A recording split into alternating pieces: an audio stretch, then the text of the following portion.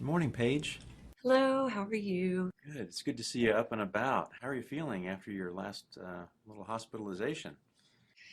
Well, it was pretty scary. I'm definitely improving, but I don't feel as well as I think I should. The cough is a lot better, but my breathing is still not what I think it should be right now. So you're still struggling to breathe some. I guess you could call it struggling. When I walk to the mailbox or up the stairs, I get out of breath easily. Exercise tends to make the breathing worse. It does seem so, yes. So you're better, but not quite where you want to be. Yeah, I'm definitely not where I think I should be. I feel like I should be better by now. Usually, after a cough or bronchitis, I'm able to breathe easily, and it's not like that this time. So you usually bounce back pretty quickly, but this time it's taking longer, and that's a real concern to you. It was when I was with you in the hospital, you gave me a little oxygen in the beginning, and I just never thought I would be a person that would have to have oxygen. That was scary too. So the oxygen piece is something that's scary. It almost feels like you were really, really sick when you needed oxygen. It does. I never picture myself I guess I'm scared of needing an oxygen tank and carrying it around with me and having the tubes in my nose. That I just don't see myself needing that. I always think of myself as being healthy. And now it seems like you may have some real or some permanent damage. That's what it seems like. Paige, would it be okay if we talked a little bit about your disease process? Sure. You know, with a flare up of bronchitis like this, you very well may have done some damage to your lungs. The good news is, as you continue to heal, I mean, we have a spirometry today, which is that breathing test that you did. We compared that to one you did about 6 months ago. It is quite a bit worse. Now, a lot of that will get better with time, but also a lot of that kind of depends upon whether you continue to smoke or not. This is when we're going to talk about my smoking, huh? Well, Paige, we don't have to talk about anything you don't want to talk about. Those are going to be decisions that only you can make. I can't make you quit, and so that's just going to have to be your decision. I want you to know, though, that I'm here to support you. And even though we've talked about smoking cessation and some things that you could do in the past, you've been kind of resistant about that. I wonder if having this bout in the hospital has done anything to change your mind. Well, I think I need to seriously think about it.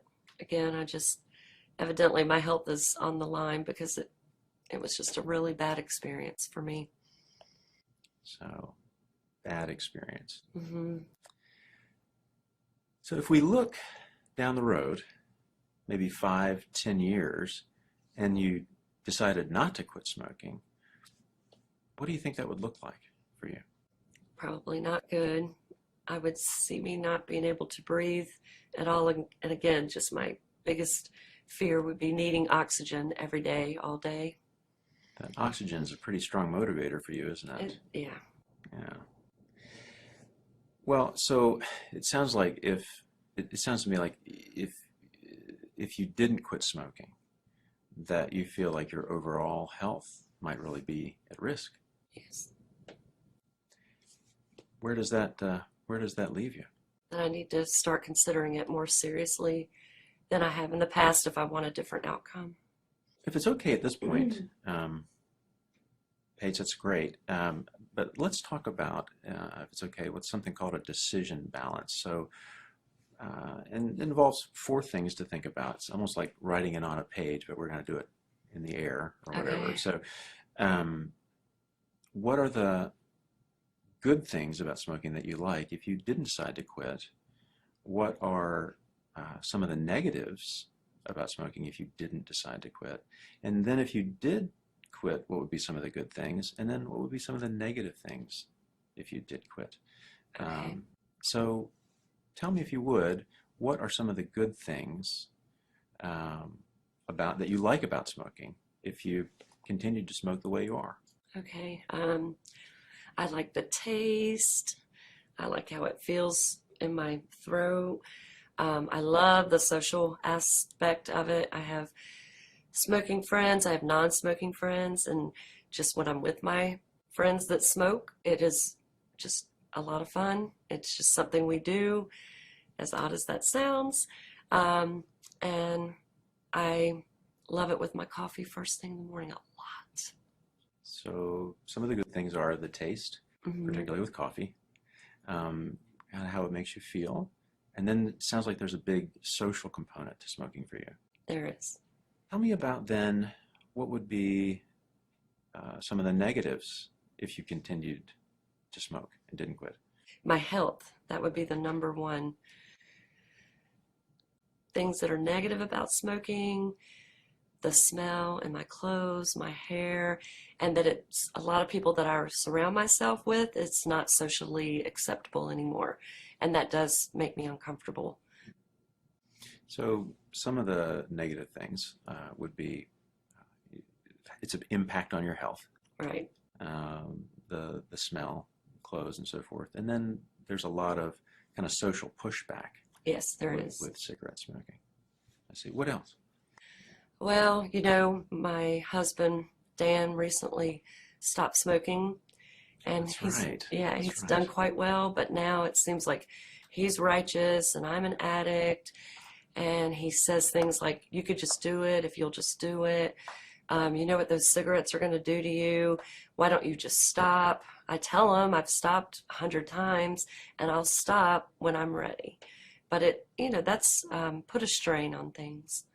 It does sound like he's concerned about you and concerned about your health and that he loves you. I know. It just doesn't feel that way sometimes, but I know that he would be supportive because he wants what's best for me. But on the other hand, it's hard to put up with some of that stuff, and I think it shows a lot of inner strength in you to put up with some of that, even though it's kind of a pain. Well, thank you. I'd like to think so. So, what would be some of the positives, some of the good things about quitting? Based on what you told me here today, even if I have some permanent damage, you encouraged me to believe that if I stop, that I could get better and definitely avoid the oxygen tank. That would be the biggest positive. The second positive was that Dan and I would have a little more peace in our home and get along better. And he would see that I, want to be on the planet. My clothes would smell better. My hair would smell better. My car would smell better.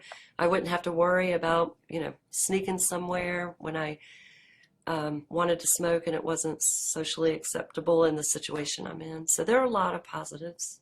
Okay. So again, on one hand, there are a lot of good things that you enjoy about smoking. And on the other hand, you've given me quite a list of things that if you did quit, there would be a lot of ways that your life would be better. So where does that leave you now? That I just really need to do this. I need to concentrate on the good things and just be ready to stop. I just need to stop. Sounds like you're pretty committed. So let's talk about a scale then. In terms of being ready to quit, 0 being not ready at all, and 10 being like, yeah, I'm really ready to quit. Where are you on that, do you think? I'm going to say an 8. An 8. Why an 8 and not a 5 or a 6? It all just goes back to this recent event and the fears that I have or where it would be. I'll go back to your 5 to 10 years from now, and that's just not a pretty picture. No, it's not. Tell me some of the things that you are aware of that can help you in this quest. Well, I'm very familiar with nicotine gum and nicotine patches. I do wear the patch, and they work very well for me, especially at work, because I'm not allowed to smoke at work, nor would I want to be smoking at work, again, with the people that I'm with. And I, that's really about all I've ever tried. Or cold turkey, and that just never went well. That never went well for you. Mm-mm. Yeah. Do you know about the NC Quit line? I've heard the commercials on the radio, but I've never looked into it. Would it be okay if we talked about that for a minute? Sure. This is a fantastic program page. They have a lot of information, but the great thing is you can actually have your own personal kind of smoking counselor, and you can call them or you can leave a message with them to call you. But there's a tremendous amount of support there, and that's been a very helpful thing. And the great thing for me is they will actually call me and give me kind of follow-up information on how you're doing. Oh. How does it sound? Sounds very intriguing. Sounds like it could be helpful. Yeah. And not just depend on Dan with my journey. Yeah. So we just sounds like more support. Right. For you. You wouldn't feel alone in this battle. Right. Yeah. So I heard the nicotine patches and gum, and then possibly the quit line. Anything else that you've heard about or that you might be interested in there? Well, I do know Dan had a quit date. Is that something I have to do? Again, decisions that only you can make, Paige. Okay. But if it's okay, I can tell you a little bit about the research about the quit date. Okay. Most of the research shows that if indeed you can kind of look at your calendar and see a time that would be better to quit than not, it's really helpful to have a quit date and to tell as many people as you can about that this is the day I'm quitting. Again, it tends to garner that social support and increases the commitment level. How does that sound? Well, that makes sense. Why it would be better than just today will be the day. Is there any time that would be better for you to get a quit date than another day? We do have some plans coming up, so I think a week from Monday socially would be better. That's the day, a week from Monday. Yes. Would it be okay if our office called you on that day to just, again, give you a little bit more support, let you know that we're with you? Sure. And That would be good. So let's go back to another one of those scales. Scale Okay. of 0 to 10 in terms of your confidence about doing this. 0 being no confidence, 10 being, hey, I have a lot of confidence about my ability to quit. Where would you be on that scale? Well, I think with everything we've discussed today, I would like to leave on a 10, and that's how I feel.